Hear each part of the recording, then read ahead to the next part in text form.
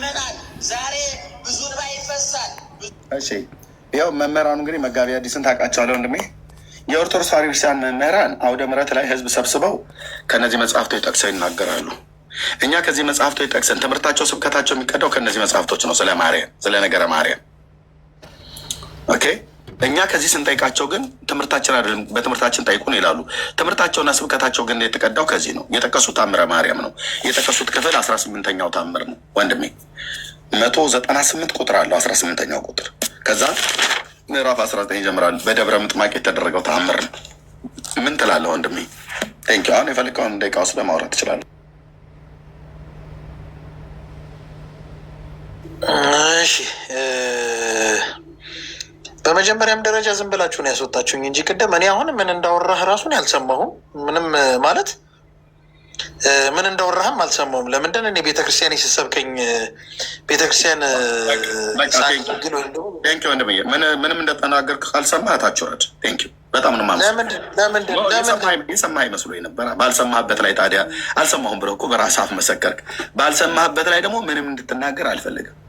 ለካ በየመካከሉ ማይክ የምትከፍተው እኔ የምትሰማኝ መስሎኝ ተረጋግተህ ሰምተህ ከጨረስኩ በኋላ እንድትመልስ ነበር። ምንም አልሰማሁም ብለሃል። ምንም ባልሰማህበት ላይ ምንም እንድትናገር አልፈቅድልህም። የሰሙ ወገኖች ገብተው ይናገራሉ። ቴንኪ ወንድማችን፣ እግዚአብሔር ይስጥልን። እዚሁ ቁጭ ብለህ ምንም አልሰማህም አይደል? ጆሮውን ይዘህ ነበረ ማለት ነው።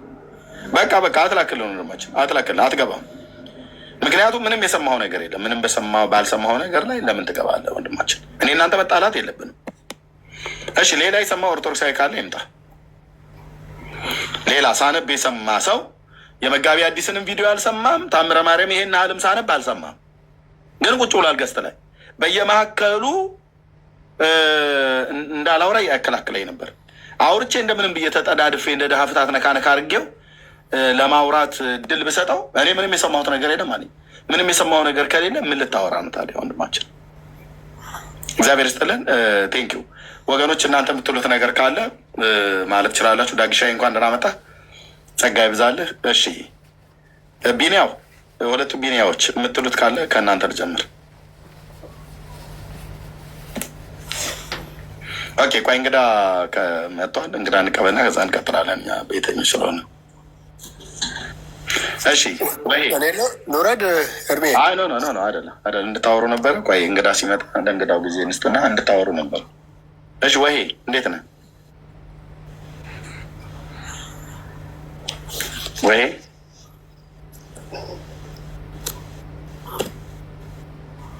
እሺ ያ የለህም ማለት ነው። እሺ ሌላ የሰማ ሰው ካለ መምጣት ይችላል። ልብ በሉ፣ የሚጠቅሱት ታምረ ማርያምን ነው። አውደ ምሕረታቸው ላይ ቆመው የሚሰብኩት ስለ ማርያም የምንሰብከው ነው ያሉት። የመጋቢ አዲስ ንግግርን ልብ በሉና ስሙ። የሚሰብኩት መጽሐፍ ቅዱስ ጠቅሰው ሳይሆን ታምረ ማርያምን ጠቅሰው ነው የሚሰብኩት። ታምረ ማርያምን ጠቅሰው ይሰብካሉ። እኛ ጋር ግን ሲመጡ አጠይቁን ይላሉ። ቤተክርስቲያን ስለ ድንግል ማርያም የምትሰብከው እንግዲህ ዛሬ እመቤታችን ተገልጣ 5 ቀን ሙሉ ቅድም እንደነገርኳችሁ ሐምሰ ዕለታተ እየተገለጠች እንዲያውም ይላል በታምረ ማርያም ላይ ከታች ያሉ ምዕመናን ማረባቸውን ለስብከታቸውና ለትምህርታቸው ታምረ ማርያምን ከጠቀሱ ለምንደው እኛ ጋር መጥተው ተጠይቁ ተብሎ ሲባል ትምህርታችንና ስብከታችን ከዚህ አይቀዳም ብለው የሚሉት? ተደምጫለሁ ወይ ተሰምቻለሁ ወይ? እዚህ ያላችሁ ወገኖች ስለ ማርያም የምንሰብከው ብለው ታምረ ማርያምን ጠቀሱ። ሊቁ ማነው? መጋቢ አዲስ ማለት ነው። እኛ ጋር ስንመጣ ይህን ስንጠይቃቸው ትምህርታችንና ስብከታችን እኛ ከዚህ አይደለም የሚቀዳው ከመጽሐፍ ቅዱስ ነው ይለዋል። እዛ ሲሄዱ ህዝብ ፊት ይጠቅሳሉ። ባለፈው ልክ ፈለገ እንዳደረገው ማለት ነው። እዛ ሲሄድ መጽሐፍ ቅዱስ አንብቦ በማያውቅ ህዝብ ላይ ገድለ ክርስቶስ ሰምራን ይተርክልሃል ቁጭ ብሎ። መልአኩ ቢላው አቀበለው። መልአኩ ለካህኑ ቢላውን አቀበለውና ቢላው ደግሞ ካህኑ ከመልአኩ ቢላውን ተቀብሎ ህፃኑን አረደው። ይሄ ህፃን አስቀድሞ ከቤተልሔም ዲያቆናቱ ህብስቱን አድርጎ በመሶበ ወርቅ ዞሸር መሶበ ወርቋ እመቤታችን ነበረች። ህፃኑ ደግሞ የትኩሱ ዳቦ ደግሞ ተቀየረና ወደ ህፃንነት ሆና ህፃኑ ደግሞ ካህኑ አስተኝቶት መልአኩ መጥቶ ቢሎ ሰጥቶት ህፃኑን አረደው ይላሉ። በቤተ ክርስቲያን ቆሞ ማለት ነው። እዚህ መተና ተጠይቅ ተብሎ ሲባል ወገቤን ይላል።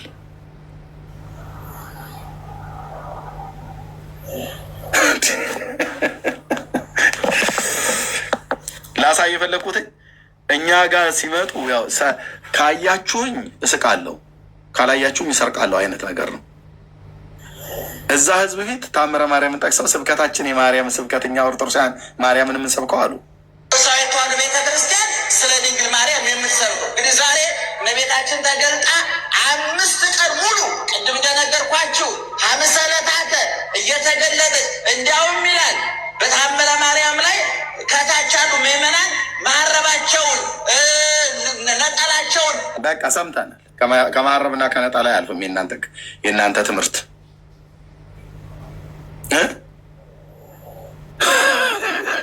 ከማረብና ከነጠላ አያልፍም። እዛ ማረብና ነጠላ እያሉ ህዝብ ፊት ታምረ ማርያምን ጠቅሰው ነው የሚሰብኩት። እኛ ጋር ግን ሲመጡ ተጠይቀው ተብሎ ሲባሉ እንዲሆናሉ ለማለት ነው። ቢኒያው ቀጥለዋል። እኔ ብቻ ጊዜውን ያስኩት የምትሉት ካለ መናገር ችላላችሁ ሁላችሁም። ቢኒ ከዛ ሜላ እነዚህ እያልን ሄዳን ወደ ላይ ቴንክ እሺ። ኤርሚ ጌታ አብስቶ ይባርክህ። በዚህ ያላችሁ ወንድሞች እና እህቶች ጌታ ጸጋና ሰላም ይብዛላችሁ። እንዲሁም ታች ያላችሁ ሁላችሁም ሰላምታ ይድረሳችሁ። በዚህ ጉዳይ ላይ ያው ተደጋጋሚ ሀሳብ ነው የሚነሳው። እንደኔ እምነት በዚህ በገድላትና ድርሳናት ከእኚህ አባት ጨምሮ እንግዲህ መሬት ላይ ያለውም ወይም ቲክቶዶክስም ላይ ካለው አይ ቲንክ እንደኔ እምነት የሆነ 3 ቡድን ያለ ይመስለኛል። በዚህ ጉዳይ ላይ ለ3 የተከፈሉ በ3 አይነት ሀሳብ የተከፈሉ ይመስለኛል። እንደዛ አይነት ኦርቶዶክስ ነው የምናየው። 3 አይነት ኦርቶዶክስ አለ ገድላትና ድርሳናትን በተመለከተ። የመጀመሪያው ቤተ ክርስቲያኑ ራሱ ዋናው ማለት ነው። በዚህ በገድላትና በድርሳናት ጉዳይ ላይ በሚነሱ ጥያቄዎች እና በሚመጡባቸው ትችቶች የተነሳ ዝም ጭጭ የሚል ማለት ነው። ዋናው ቤተ ክርስቲያን ዋናውን የሚወክለው ዝም ጭጭ የሚል ማለት በቃ ምንም እንዲነካም ጥያቄም እንዲመጣባቸው የማይፈልጉ አካላቶች እንዳሉ እንመለከታለን። የመጀመሪያው እነሱ ናቸው። ሁለተኛው ቤተ ክርስቲያን ውስጥ ያሉ ሆነው በከፊል መሬት ላይ የምንላቸው ብዙ ጊዜ መሬት ላይ ያለችዋ ቤተ ክርስቲያን ብለን ግን የሚወክሉት እንደነዚህ አይነት ሰዎች ደግሞ ምን ይሉናል? በዚህ ጉዳይ ላይ በገድላትና ድርሳናት ጉዳይ ላይ ለተደጋጋሚ ጊዜ ያው አብረን እያየናቸው ስለሆነ ማለት ነው፣ በተለያየ ሚዲያ ላይ ማለት ነው። ምን ይላሉ? እኛ ይላሉ መጀመሪያ በመጽሐፍ ቅዱሱ እንግባባ። በመጽሐፍ ቅዱሱ ሳንግባባ በማያምኑበት ጉዳይ ላይ ምን ብለን ነው የምንግባባው? እንዴት ነው የምንወያየው? በማያምኑበት ጉዳይ ላይ እንዴትስ ነው ለውይይት የምንቀርበው? እነሱ በማያምኑበት ጉዳይ ብለው ያነሳሉ። መሬቱ ላይ ያሉት ኦርቶዶክሳውያን የሆኑ ማለት ነው ከፊሎቹ። ሶስተኛው የሚታየኝ ደግሞ ያው አየር ላይ ያሉት ቲክቶዶክሶች ገድላትና ድርሳናትን በተመለከተ የእነሱ አቋም ደግሞ ያገለለ ነው። ገድላትና ድርሳናትን ያገለለ ምን በማለት ያው ሁላችሁም ታውቁታላችሁ፣ ለሃይማኖትና ለእምነታችን መከራከሪያም መወያያም አይደሉም ብለው ገድላትን በማግለል ይታወቃሉ እነኛ አካላት ማለት ነው። ግን 3 አይነቱን ኦርቶዶክስ እንደዚህ ብታዩበትም በዚህ በገድላትና በድርሳናት ጉዳይ 3ቱንም ግን አንድ የሚያደርጋቸው አንድ ጉዳይ አለ። ብዙ ጊዜ የታዘብኩት ማለት ነው። 3ቱም አካላት ዋናው ቤተክርስቲያኑ ሲኖዶሱም ዝም ጭጭ የሚለውም መጀመሪያ በመጽሐፍ ቅዱስ እንግባባ፣ ሳያምኑበት እንዴት እኛን እንወያይ ይሉናል የሚሉት መሬት ላይ ያሉትም ኦርቶዶክሶች። እንደገና ደግሞ ቲክቶዶክሱ ያገለለው ምንን ያገለለው ገድላትና ድርሳናትን ኦፍኮርስ አግልሎታል እንደምናየው ከሆነ ማለት ነው። በአንድም በሌላም መንገድ ግን ያነሱታል አንዳንድ ጊዜ ማለት ነው። እኛ መጽሐፍ ቅዱስ ብቻ ብለን አናምንም ይሉና መጽሐፍ ቅዱስ ብቻ ብለን አናምንም ብለው ደግሞ ለሌላ ትምህርቶች የእነዚህ አዋለድ መጽሐፍቶች ወይም በትውፊት የሚባሉት ወይም ደግሞ እነዚህ ገድላትና ድርሳናትን የሚያምኑ መሆኑን ይናገራሉ። በግልጽ ግን የሚናገሩት ምንድን ነው? ያገለሉት መሆኑን ነው። አንድ የሚያደርጋቸው ምንድን ነው? እሱን ተናግሬ ልጨርስ ወንድሞቼ። እነዚህ ሶስቱንም አካላት በሶስት መንገድ የተከፈሉት ኦርቶዶክሳውያን አንድ የሚያደርጋቸው በገድላትና በድርሳናት ማፈራቸው ነው። ሶስቱም አካላት ያፍሩበታል። ወደ እነሱ ለጥያቄ ሲነሳ ሶስቱም አካላት ያፍሩበታል። ነገር ግን የሚያፍሩበትን መንገድ ሲገልጹት በዚህ በሶስት አይነት መንገድ ነው ለማለት ያህል ነው። ተባረኩ።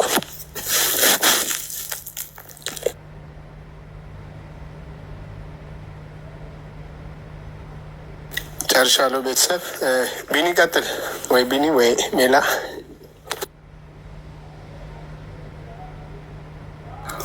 ቢኒያም የሳውዝ አፍሪካው ተኝቶ ይሆናል። ይህን እሺ፣ ሜላ አለ አለሁ ኤርሚ። እሺ፣ አንድ ነገር ለመጨመር ያክል አሁን በተነሳው ነገር ላይ በተለይ መጋቢ አዲስ የተናገሩት ነገር ላይ ያው የኦርቶዶክስ ቤተክርስቲያን አስተምሮ ምን እንደሆነ እናውቃለን። በየአውደ ምሕረቱ ህዝቡ የሚሰማው እንደዚህ አይነት ትምህርት ነው። ቤተክርስቲያኒቷ ለትምህርቷ ማስረጃነት የምትጠቅሰው መጽሐፍ ቅዱስን ብቻ አይደለም፣ የተለያዩ የገድላት ወይም ደግሞ የታምራት መጽሐፍቶችን ትጠቀማለች፣ እየተጠቀመችም ትገኛለች። ወደፊትም እስካለች ድረስ ትጠቀማለች። ኦርቶዶክስን ኦርቶዶክስ ያሰኘው እነዚህ መጽሐፍቶች ስለሆኑ ማለት ነው። እዚህ መጽሐፍ ቅዱስ ብቻ ኦርቶዶክስ አሁን ያላትን ቁመና እንድትይዝ አላደረጋት። ስለዚህ በእያንዳንዱ ክብረ በዓል ላይ ህዝቡ ሲሄድ የሚሰማው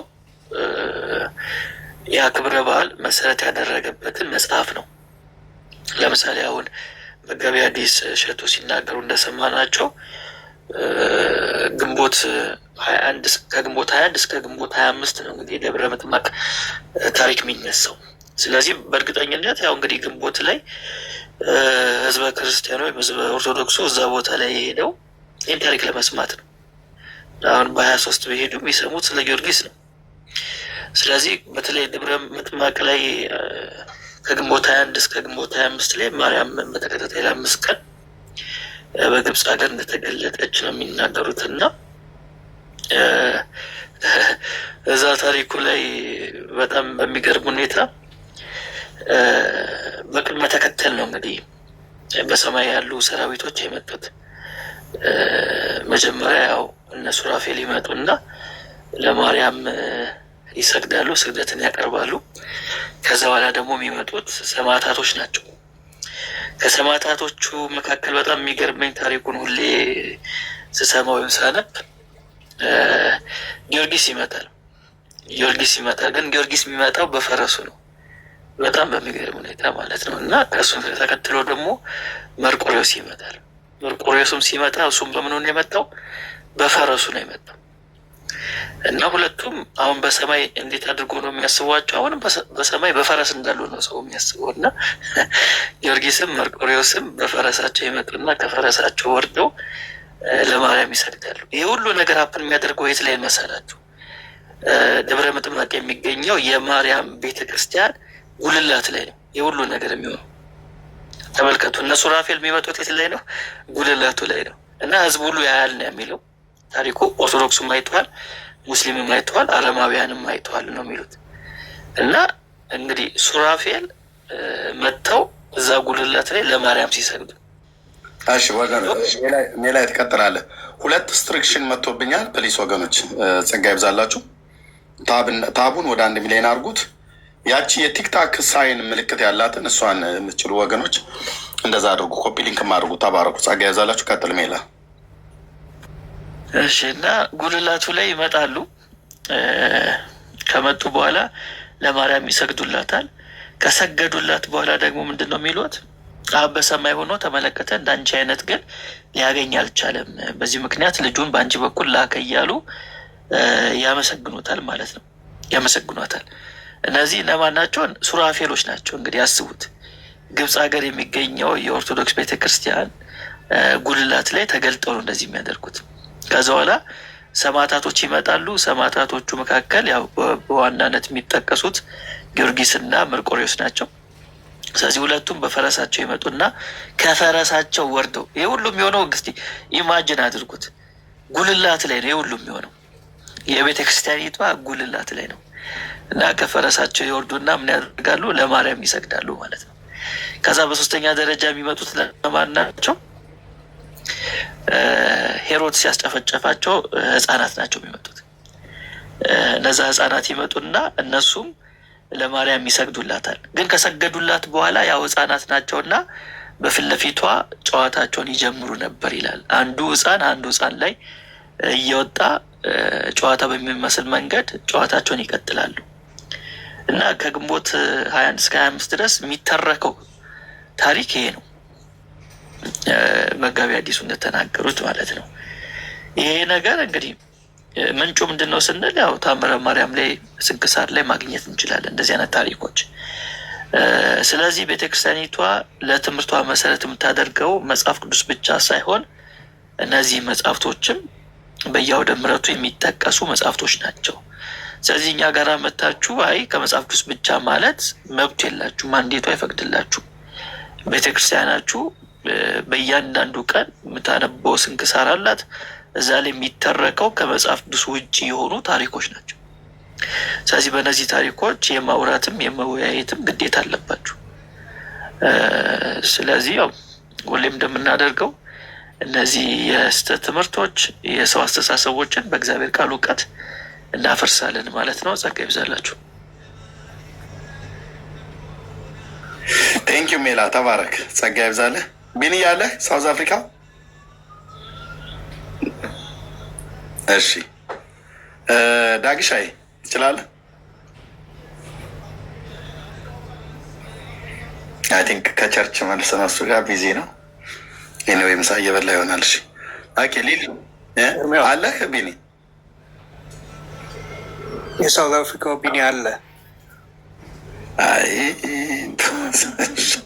ከመጣሽ አለ የሳውዝ አፍሪካ ጉሮሯችን ደርቆ በጥሪ አለ አላለም።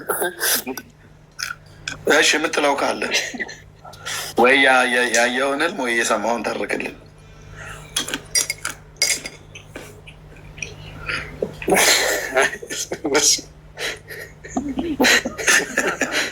እሺ ጊዜ ሰርተኝ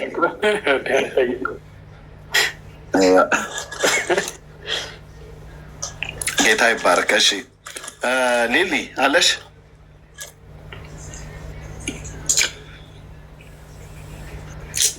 ሊሊ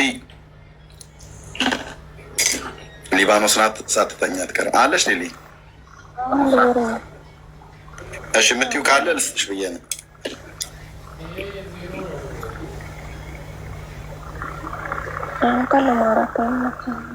አዎ ያለሽበት አይመችሽም።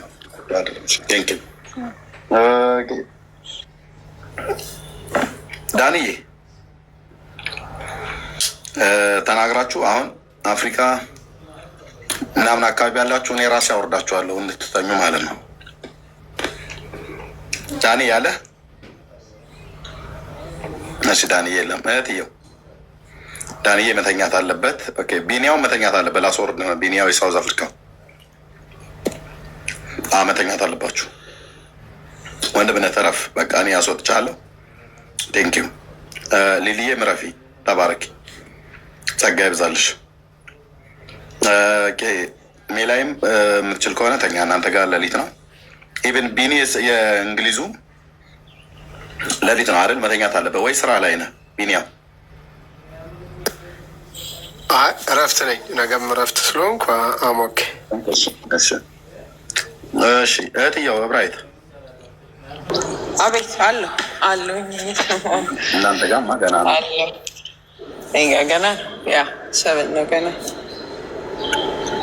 ያ ምንድን ነው ልል የምችለው ብዙም ብለውታል ወንድሞች። ግን ታች ለምትጽፉ አንዳንዶችንም ሚውት አድርጊያቸዋለሁ እንድትሰሙ ለምትጽፉ ሰዎች ይሄ እኮ እያያችሁት ነው፣ በቪዲዮ እያያችሁት ነው፣ በመጽሐፍ ኤርሚ እያሳያችሁ ነው፣ ወንድሞች እያስረዷችሁ ነው። አሮን ነው ከማን ጋር እንደምትጋጩ የእውነት እየገባኝ አይደለም። አንዳንዴ እንዴት ሰው ቁጭ ብሎ በአይኑ ያየ በጆሮ እየሰማ ለስድድብ እና ለክርክር ይወጣል? ይሄ ትክክል አይደለም፣ ትክክል አይደለም። እና ልባችሁን መልሳችሁ በቃ አምልጡ። በደንብ ስሙና አገናዝቡ። ሄዱ ጠይቋቸው። ለምንድን ነው አማኞቹ እንዲህ እያሉ ሲያነቡ ነበር፣ መምህራኖችም ሲያስተምሩ ሲሰብኩ ነበር። ምንድን ነው መልሱ ብላችሁ እነሱን ጠይቁ። የእውነት አላስፈላጊ ነገር ነው የምትጽፉት፣ የሚያስደነግጥ መስማት እንኳን አትፈልጉም። ይሄ ትክክል አይደለም። በእውነት ጌታ የሚያውቅ መስማት ሰው እንዴት መስማት ያቅተዋል? ቁጭ ብሎ ሰምቶ እንኳን በስርዓት መመለስ አልፈልግም። ባይዘዌ ኤርሚ ቅድም ያ ልጅ ያስገባው ለ4ኛ ነው ለ5ኛ ጊዜ ነው። እኔም ጋር ዳኒም ጋር ሲሰዳደብ የነበረ ልጅ ነው። አልሰማውም አለ። ካልሰማህ ምን ለማድረግ ዲፌንስ ልታደርግ ኦርቶዶክስን መንፈስ ቅዱስ ጥሎ የሄደውን በምንም ተአምር ዲፌንስ ልታደርግ አትችልም። ይልቅ ስሙና ቶሎ አምልጡ። በቃ ምንም ነው ማይጠቅማችሁ። እኛን ስለሰደባችሁ የምትሸለሙት ምንም ነገር አይኖርም። ብትሰሙና ግን በደንብ ብታዳምጡ ለህይወት ይሆንላችሁ ነበር። እና ስነ ስርዓት ያዙ። ከዛ ውጭ ግን እንወዳችኋለን። እኛ ስለምንወዳችሁ ነው እዚህ ጊዜ እየጠፋ ቁጭ ተብሎ በስነ ስርዓት። እድለኞች ናችሁ። እኔ እናንተ ምን አይነት አእምሮ እንደሆነ አላውቅም። ሰው እድለኛ ለገዛ ሃይማኖቱን ገልጦ ኮምፔር አድርጎ ከእግዚአብሔር ጋር ከመጽሐፍ ቅዱስ ጋር እየተለቀሰ እየተጸለየ እየተዘመረ እየተነገራችሁ በዚህ እንኳን ልባችሁ አይራራም። አጌን እንዳጌን 2 ሰዎች ሚውት ያደረኳቸውን ረዥም ጊዜ የሚሳደቡ ሰዎች አንድ አይነት ቢያንስ የስድብ ስታይላችሁን ቀይሩት። ስማችሁን ብቻ ነው ቀይራችሁ የምትመጡት እና አይገባም። እግዚአብሔርም አይወደውም። ተረጋጉ። ለእነዚህ ሰዎች ምክር መምከር ማለት ነግረሻል። ከዚህ ቤትም ቤንዚል ማርከፍከፍ ማለት ነው። ሞራላቸው ማነሳሳት ማለት ነው። አንቺ አገልጋይ እንደሆንሽ ይታወቃል። ለእነሱ አሁን ትልቅ ፕሪቪሌጅ ነው እያደረግሽላቸው ያለው። እንዴት ነው ዓለማዊ ሰው በምክር መንፈሳዊ አታደርግ። በቃ እነሱ ያሉትን ያወጡት ያሉትን የተፉት። ዕብራዊት እንደዚህ ብላለች ብለው አያፍሩም። እግዚአብሔርንም አያፍሩም፣ ሰውንም አይፈሩም። ሶሪ እግዚአብሔርንም አይፈሩም፣ ሰውንም አያፍሩም። ስላላፈሩ ነው ያን ሁሉ ደጋግመው የሚጽፉት። ሚዩት ካረግሽ በኋላ ከዚህ በኋላ እንደዚህ አታድርጉ ምናምን ነገር አንቺ በልብ ቅንነት ነው የምትይው። ግን አትድከሚ። የትየው በዚህ ጉዳይ ላይ አትድከሚ። እልቅ ገብተው እንዲሰድቡን መስደብ የሚፈልጉ ማለት ነው። አንዳንድ እኮ ሲሳደብ እኮ ሲናገር እኮ ይወጣለታል። 2 ደቂቃ እኔ እሰጣለሁ። 2 ደቂቃ እኔ ኦርቶዶክሳዊ ወንድም ነኝ። ኤርሚያስ በእውቀት አትጠይቀኝ። እኔ የተሞላ ስድብ ግን እንድናገር ደቂቃ አስጠይቅ ብሎ ካለ 2 ደቂቃ እዚህ ቤት ቋሚ ለሚሳደብ 2 ደቂቃ ማንኛው ይሻላል ብዬ አማርጣለሁ። ዕብራዊት ይሻላለች ወይስ ኤርሚያስ? ዳጊ ይሻላል ወይስ ሜሎስ? ቢንያም ይሻላል ወይስ ዳንኤል ብዬ ማለት ነው። ከፈለክ በጅምላ አንዴ፣ ካልፈለክ በተናጥል በቃ እዛ በጣም ደስ ይልሃል ማለት ነው። እኛን ከሰደብክ በኋላ ደስ ካለህ ደስ ይልሃል። እሱ ነው ማድረግ ያለበት።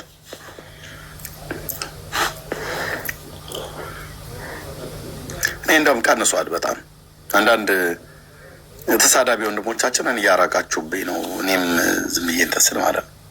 እህቶችና ጥሩ እኮ ተሳዳቢ ያሉ ጥሩ ለተዋህዶ የሚሳደቡላት በቃ እና እንደሱ ብናደርግ ነው የሚሻለው እህትየው እንጂ በልመናማ እንዴው ገና ገብቼ ልኳን ዶቃ ማሰሪያ ድረስ እነግርሻለሁ ብሎ ይልሻል። እሺ ወደሚቀጥለው እሄዳለሁ። ኦኬ ዩዘር ከየት ቤተ እምነት ነው? ሰላም ላንተ ይሁን ወይ ሰላም ላንቺ ይሁን? ሰላም ላንተ ይሁን። አይሁድ። እሺ ከይሁዲ። እሺ እንኳን ደህና መጣ። እንኳን ደህና ቆያችሁ። እሺ ጥያቄ አለ? አዎ ማለት የክርስትና መነሻው ትክክል ነው ወይ በሚለው ነው። ኦኬ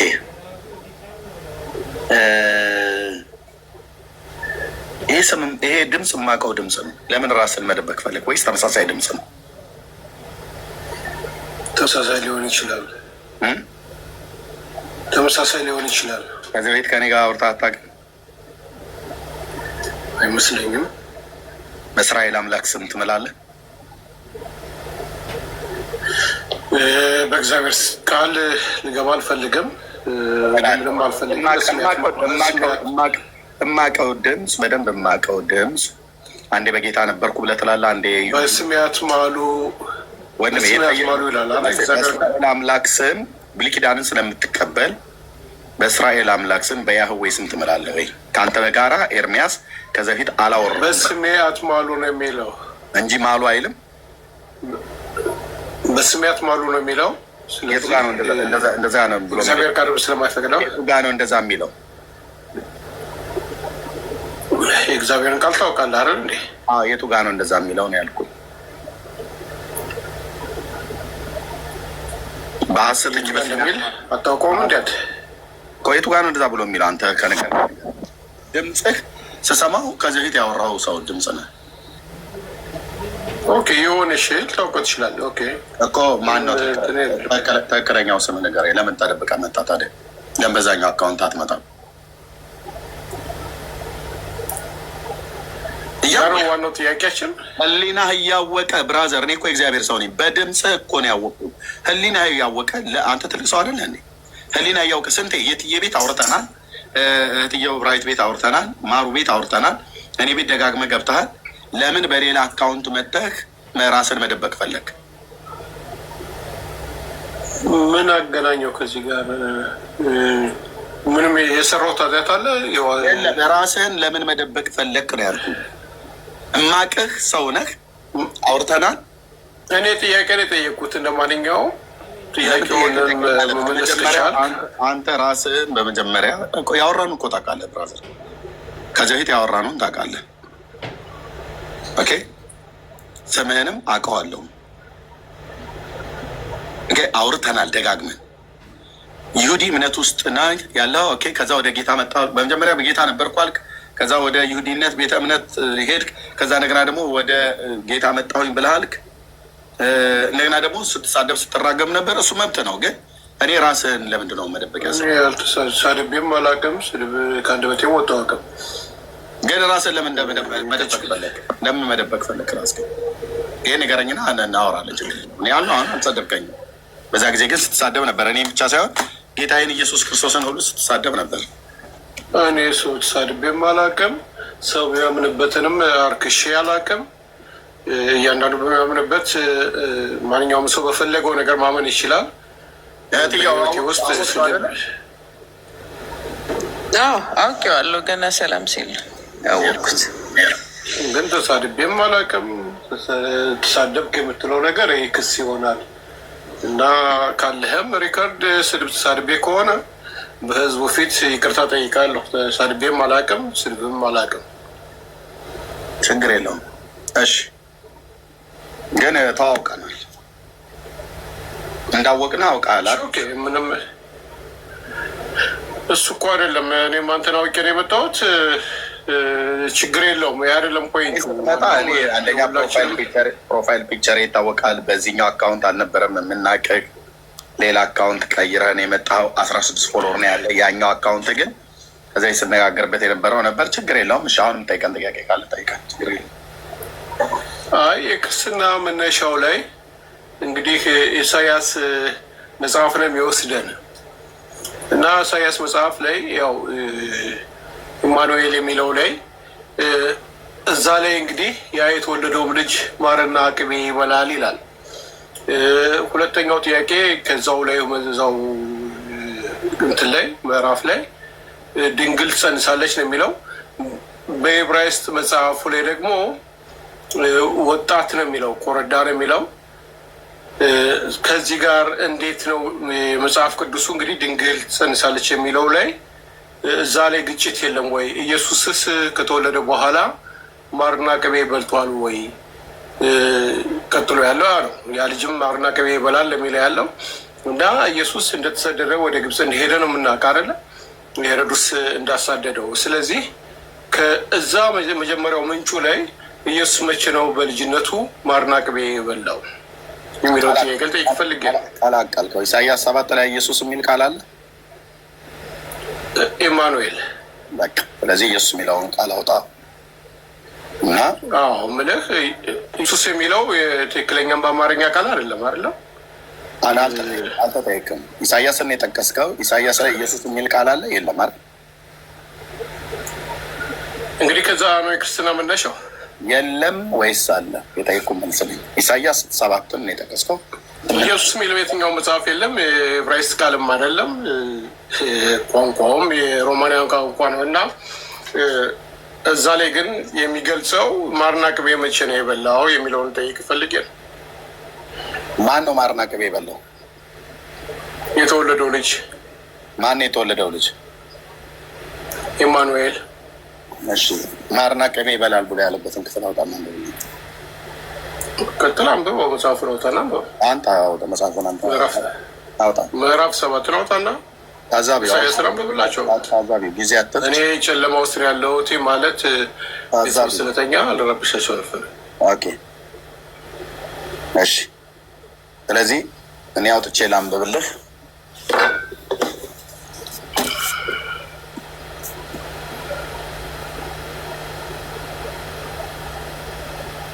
ኦኬ አመሰግናለሁ።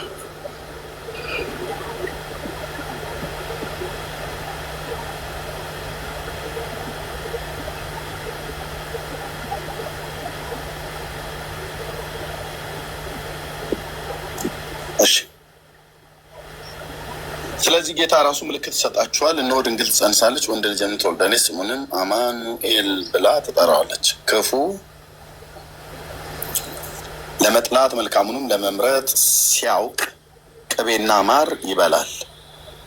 ሕፃኑም ክፉን ለመጥላት መልካሙን አይቆም።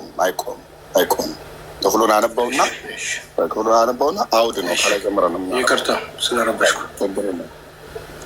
ሕፃኑ ክፉ ለመጥላት መልካሙን ለመምረጥ ሳያውቅ የፈራሃቸው የሁለቱ ነገስታት አገር ባድማ ትሆናለች። ቢያንስ 3ቱን ቁጥሮች ካነበብን በኋላ እዚህ ክፍል ላይ አውድ የሚባል ነገር አለ አይደል? ታውቃለህ? አውድ ማለት በነጮች ኮንቴክስት ብለው የሚሉት ኦኬ። ስለዚህ አውዱን ለማግኘት ይሄ እዚህ ጋር እየተነገረ ያለውን ምልክት ጌታ ራሱ ምልክት ይሰጣችኋል ብሎ ያለው ነቢዩ ስለምን እየተናገረ እያለ ነው ብሎ የሚለውን ከቁጥር 1 ጀምረን እንጀምራለን።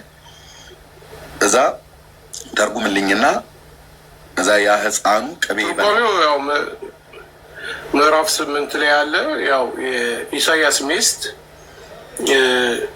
እንደምትጸንስና የእሷም ስም አልማ ነው ስሟ። አልማ ትጸንሳለች፣ ስሙንም መጨረሻ ላይ አማኑኤል ብላ ትጠራለች። በራሱ ላይ እግዚአብሔር ለዛ ንጉሥ ሂዶ እንዲናገር ያደረገው ስርዓት ነው። የኢሳያስ ልጅ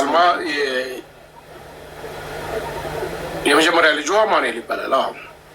የት አለ የኢሳያስ የመጀመሪያ ልጁ አማኑኤል የሚባለው? ከመጽሐፍ ቅዱስ መረጃ ስ እኔ ሌላ መጽሐፍቶችንም በሌላ ፕሮግራም ላይ አቅርቤ ታሪኩን ላውጣ ይችላል። ግን እዚህ ጋር መጨረሻ ላይ ሕፃን ማርና ቅቤ ይበላል የሚለው አድመጠኝ። የለህም ብዬ ስልህ የኢሳያስ ልጅ ስሙ አማኑኤል መሆኑን መረጃ አምጣልኝ ነው ያልኩ። ምክንያቱም እዚህ ጋር የነቢዩ ልጅ እና እዛ ምዕራፍ 7 ላይ ያለው ልጅ እና ይሄ እዚህ ጋር ያለው ልጅ አንድ ነው ብለህ የምትለኝ ምዕራፍ 8 ላይ በደንብ ምዕራፍ 7 ቀጥላም በሆነ ተዋለ ያው ምዕራፍ 8 ኦኬ። እዚህ ጋር ይሄ ወደ ነቢይቱ ቀረበው ብሎ ያለው ማን ነው? እሱ ማን ነው? ማን የቀረበው ወደ ነቢይቱ? አንብበው ብታነበው ቆንጆ ይመስለኛል። እኔ አንብቤዋለሁ። ጥርሴን የነቀልኩበት ነው ብሉይ ኪዳን። ወደ ነቢይቱ ቀረበው ብሎ ይላል። ምን ማለቱ ነው? ማን ነው የቀረበው? እሷም ጸነሰች ይላል። ማን ነው ቀራቢ? የኢሳያስ ሚስት ነብይ እንደነበረች አታውቅም? ማን ነው ነው በየ እኔ አሁን ማነች አይደለም ያልኩ። ማን ነው ቀራቢው? ማን ነው ወደ ነቢይቱ ቀረበው ብሎ የሚለው ማን ነው? አንተ እንግዲህ የጠየቀው ጥያቄ አንተ ነህ አይደለ? ወደ ነቢዩ ወደ ነቢዩ ይቀርብ። ይህን ሳታውቅ ነው ታዲያ የኢሳያስ ልጅ ስሙ አማኑኤል ነው የምትለው? ታዛቢ አንብቦ መጽሐፉ ብታነብልኝ የበለጠ ነገርኩህ። እኔ አላነብልህም፣ አንብበህ ነው መምጣት ያለብህ። እኔ እዚህ ስመጣ እኔ ለአይሁዳውያን መጽሐፍ ላነብ አይደለም መጣሁ። አንብባችሁ ኑ።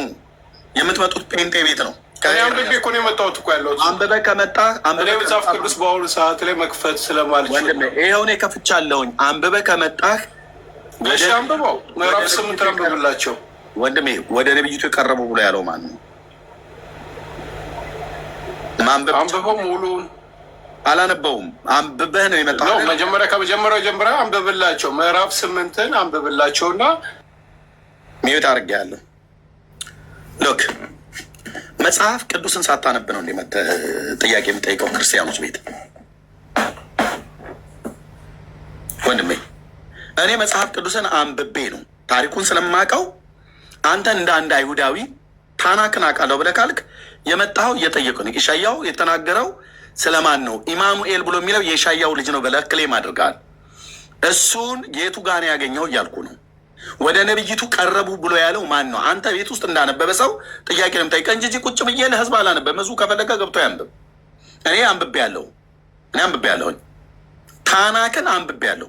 በፊት የቆማችሁ አታወሩ። ታውቀኛለህ። ታዛቢው ጉራ አይደለም ግን አንብቤ ያለሁ ብለህ ካልክ የኢሳያው ልጅ ኢሳያው የወለደው ኢማኑኤል ነው ብለሃል፣ ክሌም አድርገሃል።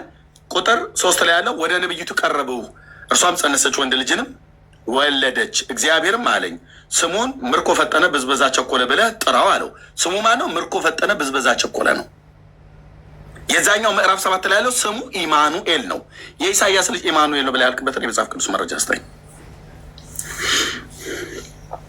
እኔ እኮ ሃይማኖተኛ፣ የአይሁድ ሃይማኖተኛ፣ የኦርቶዶክስ ሃይማኖተኛ መጽሐፍ ቅዱስ አታነቡ አታውቁ ስትያዙ ጭብጣት ሙሉም በእውቀት እውነት በእውቀት አውሩኝ ፕሊዝ ፕሊዝ።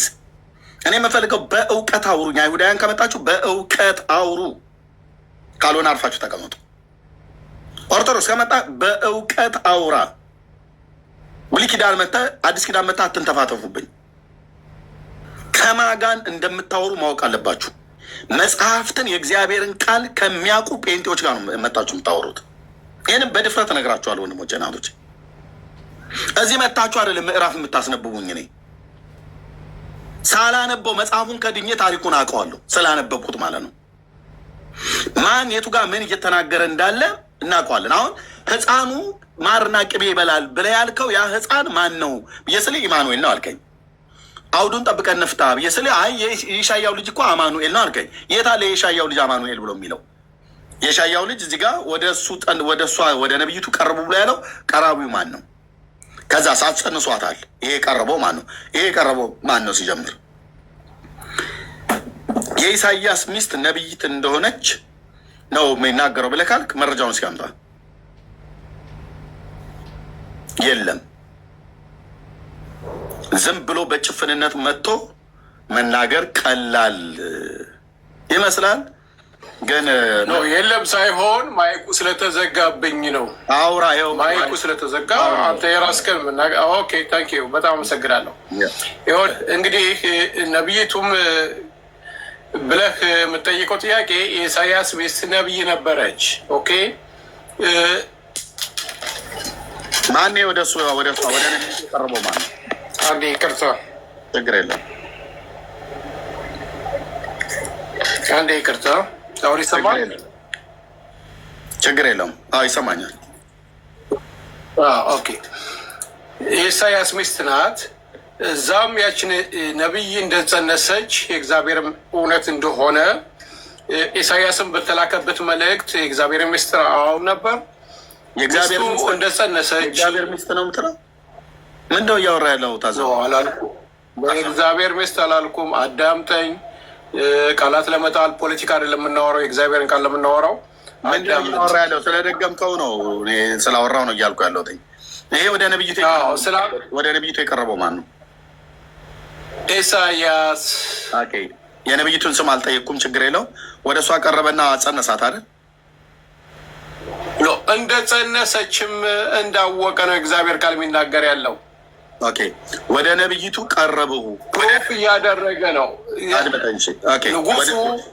ንጉሱ መስማት አልፈለገም። ኢሳያስ ሊናገር የፈለገውን መስማት አልፈለገም። ንጉሱ ጋር አትሄድ፣ አካዝ ጋር አትሄድ። ቆይ አካዝ ጋር ያለውን እኮ ታሪክ እኮ 7 ላይ ስላለ ነው የምጠይቀው ያለው እኮ። ታዲያ አውዱን ጠብቀን አልኩ ታዛቢ፣ አውዱን ጠብቀን ብዬ ስል ምዕራፍ 8 ላይ ሂድልኝ አልከኝ። ምዕራፍ 7 ላይ ልመለስና አውዱን ጠብቀ ተናገር። ንጉሱ ኦዚያን ማነው? ንጉሱ እንዲህም ሆነ በይሁዳ ንጉስ በኦዚያ ልጅ ኢዮአታም በአካዝ ዘመን የሶሪያ ንጉስ ረአሶን እስራኤልም ንጉስ የሜሮን ልጅ ፋቁሔን ኢየሩሳሌም ሊወጉ ወጡ ይላል። ይህን ታሪክ ንገረኝና ህፃኑ ጋር ድረስ ምዕራፍ ቁጥር 14 ላይ ትርጓሜውን አሳይ። የይሁዳ ንጉስ በዛን ሰዓት ለእግዚአብሔር የማይታዘዝ ልጁን መስዋዕት ያቀረበ ነው። እግዚአብሔር ግን ሩህሩህና ቸር ስለሆነ ኢሳያስን ልልክና የይሁዳ መንግስት ወደ እግዚአብሔር እንዲመለስ ይህንን ትንቢት ትናገረው ዘንድ ኢሳያስን ላከ። አይደለም የመጽሐፉ ቃል ይህን ነው የሚለው። ስለዚህ ያንም ምልክት እንዲሆነው ዘንድ ድንግል ይባላል፣ ግን ወጣት ነው የሚለው በዕብራይስጡ ላይ አልማ ነው የሚለው። አልማ ደግሞ የኢሳያስ ሚስት እንደሆነች በመጽሐፍ ላይ አስደግፌ ላቀርብ እችላለሁ። ስሟ ነው የኢሳያስ ሚስት አልማ የሚባለው። የኢሳያስ ሚስት ነው ስሟ አልማ። አልማ በዕብራይስጥ ፍቺው ስምም ነው። አልማ የሚባል ብዙ ስሞች አሉ። ሁለተኛው ደግሞ አልማ ማለት ወጣት ኮረዳ ልጅ ማለት ነው። ትክክለኛ ትርጉሙ ልጃገረድ ማለት ነው። ልጃገረድ ሳይሆን ወጣት ኮረዳ። ልጃገረድ ማለት ልጃገረድ የሚለውን ብቱላ ነው የሚለው እዛ መጽሐፍ ቅዱስ ላይ ርብቃ ለምሳሌ ያህል ብቱላ ብሎ ነው የሚጠራት ድንግል እንደሆነች ምልክ መጽሐፉ ቃላቱን ተሳስቶ እንዳልሆነ የጠየቅኩ ማብራሪያ እንዲሆን ብዬ ነው። አልጠየቅኩም። እኔ የጠየቅኩ ስለ ርብቃ አይደለም። ዘፍጥረት 24 ላይ አይደለም የጠየቅኩ። እኔ የጠየቅኩ ኢሻያው ላይ ያለውን ነው። እዛ ላይ ያለውን በቱላ ብሎ የሚለውን ነው አይደል? ማን አልማ የሚለውን ቃል ነው የተረጎምክልኝ። አልማ ማለት ኤርሚያስ አንተ ትርጉም አንብበህ ነው አይደል? የጠየቅኩን መልስ አንዴ እንረዳዳ። የሁለታችን መንገዶች ተመልሳለች ወንድሜ።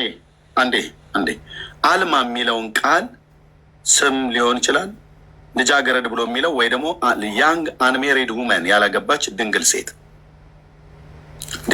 ልጃገረድ ማለት ያላገባች ወይም ድንግል ሴት።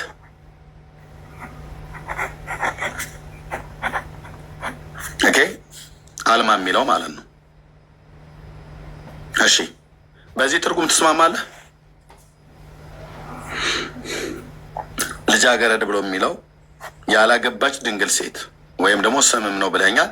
አሁን እዚህኛው ላይ ከመምጣት በፊት ስም ብሎ የሚለውን አልማ ብሎ በሚል ስም የተጠራች ብሉይ ኪዳን ላይ አንዲት ሴት ስጠኝ። አንዲት ሴት አምጣ። በዚህ ስም አልማ ብሎ በሚል ስም የምትጠራ የነበረች። ማይኩን ክፈትና መልስልኝ ታዛቢው። ቴንኪው። አልማ ብሎ በመጠራት ስሟ የሚታወቅ ብሉይ ኪዳን ላይ በነቢዩ በኢሻያው ዘመን የተጠራ የነበረች ሴት አንዲት ሴት ጥራልኝ። የማ ልጅ ናት? አባቷ ተመለ እኔ እስራኤል ሀገር ውስጥ ወደ 40 ዓመት ነው የምኖረው። አልማ የሚባሉ ሰዎች ነው ያሉ። እሱን አይደለም የጠየኩት። በኢሻያው ዘመን እውነቱን ነው የምትናገረው። እውነቱን ተናገር ነው የሚለው። እውነቱን ነው የምናገረው ወንድምዬ፣ አትደበቅ። አሁን የጠየቅኩ በአሁን ዘመን አልማ አድምጠኝ፣ ካልሆነ አስወርዳለሁ። በአሁን ዘመን አልማ ተብለው የሚጠሩ ሴቶችን ስማቸውን ስጠኝ አይደለም ያልኩ። በኢሻያው ዘመን አልማ ተብላ የተጠራ የነበረች ሴት ካለች ከመጽሐፍ ቅዱስ ውስጥ ምዕራፍና ጥቅሱን ንገረኝ። የማ ልጅ ነች? ለምሳሌ እነዚህን ከፈለግ ተዘጋጅችልህ እመጣለሁ። አልተዘጋጀም ግን ኖ መሸሸት ነው፣ ሽሽት ነው። የለም በቃ ዝም ብለህ አንተ እንደ ባለፈውም ላይ ያውቃለሁ ዝም ብለህ ያለ መረጃ ነው የምትጮኸው። ቴንኪው። እታች ወረድ። አንዱንም ተዘጋጅተህ አልመጣህም። አንዱንም ሳትዘጋጅ ነው ገብተህ የኢሻያው ሚስት የወለደችው ስሙ ኢማኑኤል ብለህ ክሌም የምታደርገው ማለት ነው። የለም።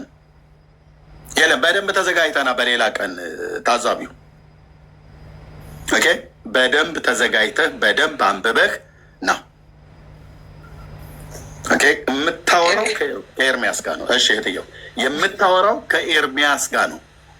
ታናክን ማለት ነው፣ ብሉይ ኪዳንን ሶስቱንም የመጽሐፍ ጠቅልል ቶራንም ክትቪንም ነቢይንም አንብበና በደንብ አንብበ ማንበብ ብቻ ሳይሆን በደንብ ታሪኩን አጥንተና የትኛውን ቦታ ላይ የምታነሳቸውን ጥቅሶች በደንብ ልታስረዳ በምችልበት ጥያቄ ስንጠይቀ እኔም ላስረዳ በምችልበት ተዘጋጅቼ መጥቼ ነው።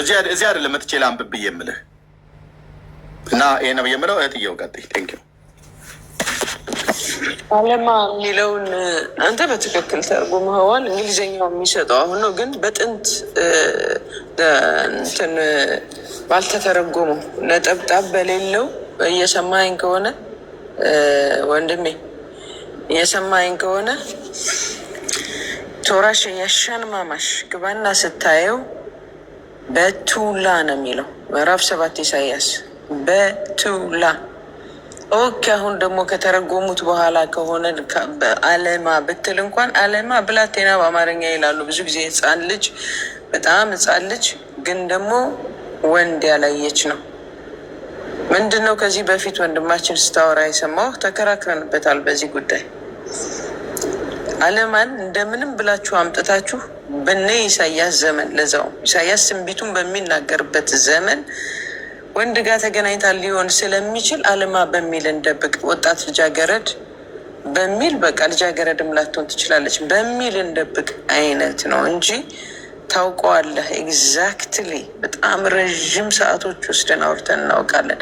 አለማ ማለት ህፃን ልጅ ማለት ላይክ አንደር ኤጅ የሆነች 17 16 18ም ልትሆን ትችላለች፣ ግን ደግሞ ልጃገረድ ነች። ምክንያቱም ሁሉ ነግሬያለሁ። በዛን ሰዓት ልጃገረድ ሳትሆን የምትቀር ምንም ልጃገረድ ብሎ የሚለው ቃል እህትየው ወንድም ማታቅ ማለት ነው። ወንድም ማታቅ በግብረ ስጋ ወንድም ማያውቃት ማለት ነው። ያንግ አንሜሪድ ያላገባች ነው። ይኸውልህ ዝም ብላ እንዲያው ያላገባችን በዚህ ዘመን ቢሆን ኢሳያስ የጻፈው ኦኬ፣ ሳያገቡም ወንድ ጋር ስለሚገናኙ በዛ ዘመን ክብደቱን ሁሉ አንስተን የተለያዩ ጠቅሰን ሁሉ ተነጋግረንበታል ይህን ጉዳይ። ከዛ ውጭ ክርስትና እንዴት ይጀምራል ብሎ ነው የመጣ ወንድማችን ክርስቲያን እንደሆንክ ነው ማወቅ። ከዛ በኋላም ያው ሁሌ ትጨቃጨቃለች። ኦኬ ጌታን አታውቀውም፣ በፍጹም ጌታን አይደለም እግዚአብሔርን የእስራኤል አምላክ እንደማታውቀው እኔ እናንተ እናውቃለን። ማንጋ ምን ግንኙነት እንዳለ እኔ ሎሮታ ላይ ጌድ ኮ አባል ልፋሆት ትከበድ ታናሽ የእውነት ልፋሆት ትከበድ ኤርሚያ ቶ ሌላው יש גבול. בן אדם שבוכה לישראל כל יום בלילה בגלל שמישהו אומר משהו, זה לא יפה, באמת. በጣም ነው ማዝን። ከዛ ውጭ ደግሞ ክርስትና መቼ ጀመረ? በረሺት ባራ ኤሎሂም ኤት ሀሸማይም በኤት አረጽ።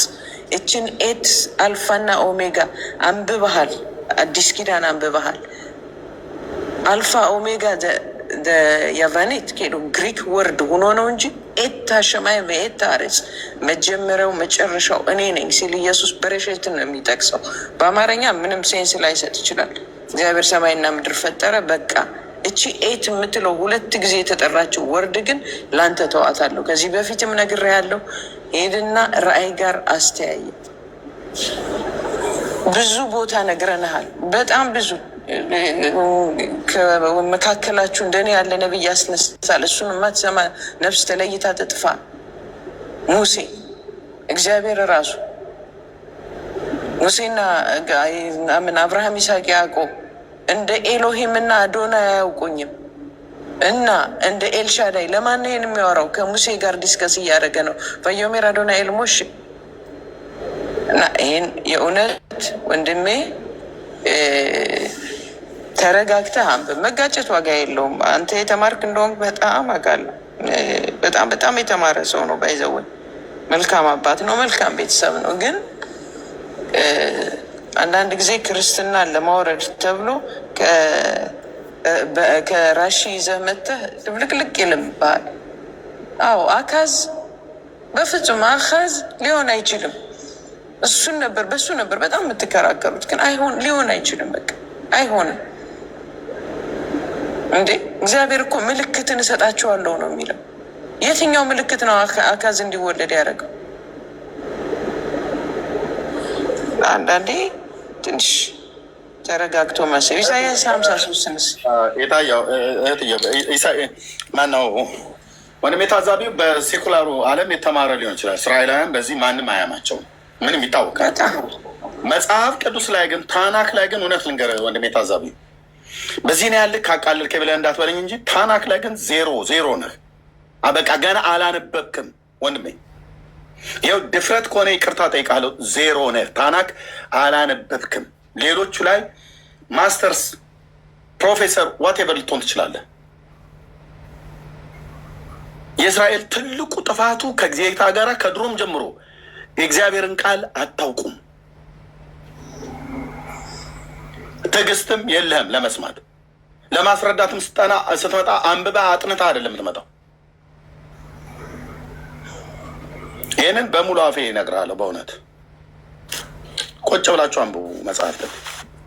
አሁን እኔ የሰለቸኝ በቃ ዝም ብሎ ለሃይማኖቱ ቀና የሆነ መጽሐፍ ቅዱስን የማያውቅ ይሁዲ መጥቶ ዝም ብሎ ያነ ወዲያ ወዲህ ኤርሚ አይሁድነትንም ብጠይቀው አይቀበለውም። እሱ ነው የሚያሳዝነው። አውራት አስገባይ ብሏል። አውራት ከህዮ ጋር አውራት። እሺ ይቅርታ። ለማንኛውም ያው መወያየት እንችላለን ብዬ አስቤ ነበር። እንወያያለን ወንድም ቆይ ተረጋግተህ አውራ፣ ችግር የለውም። ግን እኔ በሜት ሚስጣይረ ከተለ ላማ ለምን እንደሆን ታውቃለህ? በአንተ አይደለም ሎራክ በካ አትጎተት። ባታይ ወዲያ አንብበሃል። ደግሞ የሚገርመኝ ነገር አዲስ ኪዳንን እኮ ያነበቡ አይደለም። አሁን አዲስ ኪዳን ያላነበበ ሰው ቢሆን እንጨቃጨቅ ነበር አይደል? ይሄን ስላላነበብከው መልስ ነው ምናምን እንል ነበር። አንተ እንዳነበብከው አውቃለሁ፣ አንብበኸዋል። ማን ወዳት ማሹን ይክላስ በካፌ እንጂ ዘሎ ኤንለካኮኩማ እንዴት ከአካዝና ከምናምን ጋር ልታጠጋጋ ትሞክራለህ? ዝም ብለህ አንብበው። እግዚአብሔር ምልክትን ልሰጣቸዋለሁ ነው ያለ አይደል? በዛው ዘመን ከሚነገር ከሆነ ለምንድን ነው ነብይ ብለን የምንጠራው? ኢሳያስ በዛችሁ ባለንበት ሰዓት ከሆነ እኮ ምንም ነብይ መሆን አያስፈልገውም። ወጥቶ እኮ መናገር ይችል ነበር። ምንም ችግር የለውም። ይሄው ከሌ እንደዚህ ወልዷል፣ የኔ ሚስት እንዲህ ናት፣ ልጃችን እንደዚህ ነው፣ ስሙ ኢማኑኤል ይባላል፣ ትሰሙኛላችሁ። ማንም ፈርቶ ነው? እግዚአብሔር የሚያናግረው ሰው እኮ ነው ወንድም አለ። ማንንም አይፈራም እኮ ነቢያት የተባሉ ለዛ ነው። ቲቶቪል ላይማ ሲናገሩ ታያለህ አይደል? ሲናገሩ ፊት ለፊት አሁን እንትናን አይተው ከሆነ አሽኮሪም ሎ መለክ በይሁዳ የነበረው ኢዮሳፍጥ ማለት ነው። ፊት ለፊት ነው የተናገረ። ማንም ፈርቷል? ሌላ ነቢይ የለህም ነው ያለው። ገባ? ይሄን አገናዝበህ አውራ ለማለት ነው። እሺ ቀሻ ማለት ይቅርታ